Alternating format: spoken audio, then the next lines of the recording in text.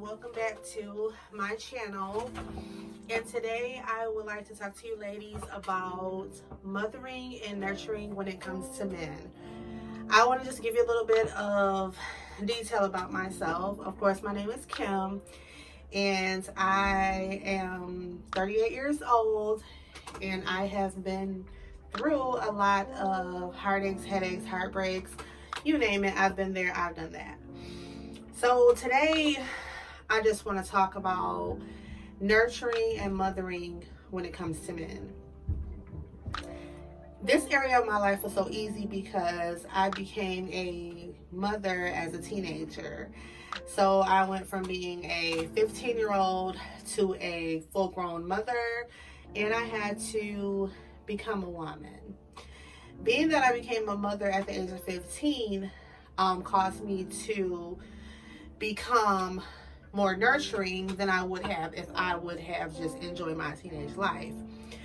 My first child was a little boy, so he required a lot of nurturing from a mother. He required my every move. He required everything that I had inside of me. He required. So that is why at an early age I became so motherly and so nurturing, and I had to give him that unconditional love that I really didn't know a lot about. But with him, he taught me everything I needed to know because I couldn't live without him. I knew that I had to change his diaper. I knew that I had to fix his bottles. I knew that I had to nurse him. I knew that he depended on me to bathe him. He depended on me to clothe him. He depended on me for everything of his young life. So I say that into saying I became very motherly. So how that plays a role in my relationships is the men that I have dated, I had to really sit back and reevaluate what was really going on in my life. I had to understand what it was about me that attracted the same type of guy. Honestly, every time, I've attracted these guys. What I realized the other day about myself is the guys or the men that I have been with in my life, they were all similar in their own way, but they were different in their own way as well. The similarities were they all came from a broken home. They all came from single mothers. Their fathers wasn't around, and if he was around, he may be in and out of their life. So therefore, their mothers was forced to work jobs to take care of them, and they were basically forced to become adults at an early age, whether it was to be raised by an older sibling, whether it was to be raised by a family member, or whether they were out here in the streets and the streets basically got a hold of them and raised them. So with me, I have this compassionate heart. Becoming this mother at 15, all I knew was mothering, taking care of, showing the love that a child needed. These men needed mothering. They needed the love from a mother. So I became the person that they were attracted to because I had all the characteristics in me to actually mother them. They needed the hugs. They needed the love. They needed the tell me what to do, how to do it. They needed validation from me because they knew and they saw how I treated my children. So that is what they lacked in their life. That was all wrong for me. But me being the person that I was, or the person that I am, and not really fully understanding what they were looking for in me, I became victim to what they needed. Yeah, They were, okay, yeah, I love her. Kim, I love you. But in reality, it wasn't love. In reality, it was, we need what she has to offer. I need that love. I need that affection that she's giving her children. I never had that, so I need that. And that is what they needed from me. They needed something that I didn't understand a man really needed, being a grown man. So as time progressed on, the relationship progressed on, and kids were being born into the relationships. It was just, I thought was love. I thought they were there for me. I thought that this was what I really needed. This is what I wanted, because I watched this big fairy tale of how this big wedding, everything going on is what I really wanted. What I didn't know that I was getting was a responsibility that I really wasn't willing to take on. But because I didn't see it at the time as a responsibility, I got suckered into it, basically. Did I love?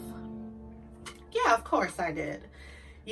I would have done anything for them. I had the children, I cooked, I cleaned, I went to work, I came home, I made sure they were comforted. Everything a mother would do for her child.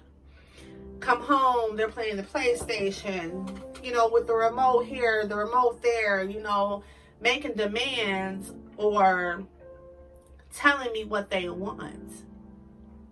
So I became their mother, not even knowing I became their mother.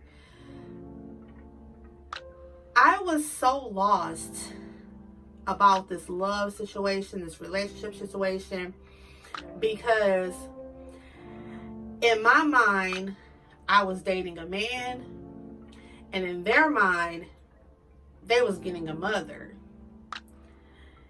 So it was a lose-lose situation for me, and it was a win-win situation for them. I was a mother to my children. I wasn't trying to be a mother to a man, but yet they depended on me to be what they needed. They needed me to okay if it was okay for them to hang out. They needed me, it's okay for them to go to the store. Is it okay for me to buy this? Mom, can I get $10? Can I get $5? Mom. It's basically what it was, but it was bae. But behind that bae was mom. Mom. So I was blinded. I was really blinded, and it took a lot for me to finally realize what these men needed in me. They needed the security that I had to offer as a woman. They needed that hug. They needed that I love you. They needed that $5 here. They needed that $10 here. They needed that coat. They needed those pair of shoes. Well, in reality, all that done was make things worse for my life, because the domestic violence came behind it. The not coming home came behind it. And it was like a teenager throwing tantrums.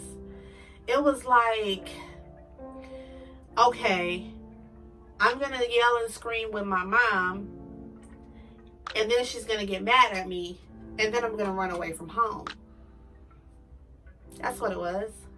When they didn't come home, it was like I'm running away from home. It's okay, because it's not okay for a grown man to stay gone from home. It's not. It's never okay for you to have a family and then you decide you want to stay gone from couch to couch or bed to bed and then come home a couple days later.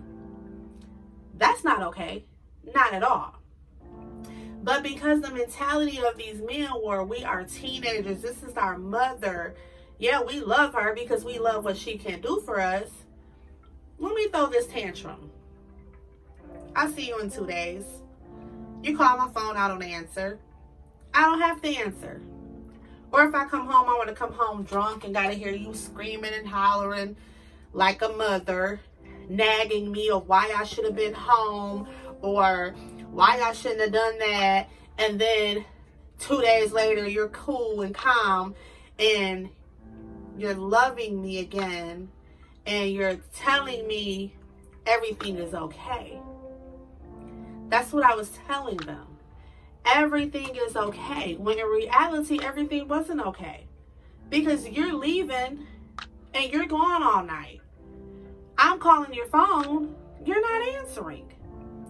What good is that for me? Like, honestly, ladies, what good is that for you?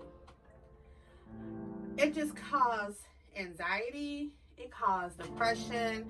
It caused unnecessary hurt that you could have prevented if you would have just reevaluated and reassessed your situation to know that, hey, this guy right here, he has the mind of a teenager. He doesn't have the mind of a man. He wants to be a man and he wants me to treat him as a man, but yet he wants to throw tantrums like a teenage boy. I didn't want to see those signs. You know that thing called denial? I was really good at playing that. Really good at playing that denial game. I'm going to deny everything that's going on. Oh, he's going to be okay. He's not an alcoholic. He's not a druggie. He's just lost. He didn't have his mom. His family they're not there. Bullcrap. He was a man that knew what he was doing. Yeah, your life was broken. Yeah, you grew up in a single parent home. Okay, so what? When was the time that you was going to be a man and grow up? After you had kids? I don't think so, because you had multiple kids, multiple women, multiple kids, but it didn't cause you to grow up. So here comes the blame game. Well, if this one happened, if that one happened, I wouldn't have grown up like this, or I could have been the man that I needed to be, or I could change how I need to change because I didn't have that father I didn't have. So it's the blame game. Instead of saying, hey, I didn't have my father. I was with a single mom. I watched my mother struggle. I watched her go to work. I watched her raise me to the best of her ability. But yet, I decided to go against everything that she has done. Everything that I saw her do. All the crying and the heartaches that I saw my mother go through. I'm just going to put that on somebody else. I'm going to be that man that left my mother. I'm going to be that man that made my mother cry. I'm going to be that man. That's basically what they said. And it was just to the point where it was like, let's just suck the life out of her. And I let them. I let them drain everything out of me. But you know what, ladies? It took a lot for me to fully understand my worth, to fully understand that, yeah, I went through it. Guess what? I got over it. You know, I cried about it, but I actually got over it. I actually got to the point in my life where it was like, what you gonna do, Kim? You're gonna keep allowing them to keep draining you? Or are you going to get up off your behind and pray about it? Are you going to get in your studies? Are you going to worship and praise God and thank God for everything that you have? Yeah, that's what I did. And that's what I was going to do until I got delivered, until I felt like I was going to be okay. So, ladies, I'm just letting you ladies know, there's always going to be life after heartbreak. No matter how hard it seems, no matter how you feel like you can't, you need to really reassess and really reevaluate your life. And before you decide to get into relationships, or if you are in a relationship, just sit back and observe, and sit back and take note, and sit back and see if the man you are with is depending on you to mother him, depending on you to nurture him. And if that is the case, sis, you need to run. You need to run. When I say run, don't look back, because it will take everything out of you. So I'm going to leave you with these words today. There's life after heartbreak. I survived. You can survive. And then you can begin to live again. So until next time, be encouraged and keep your head up.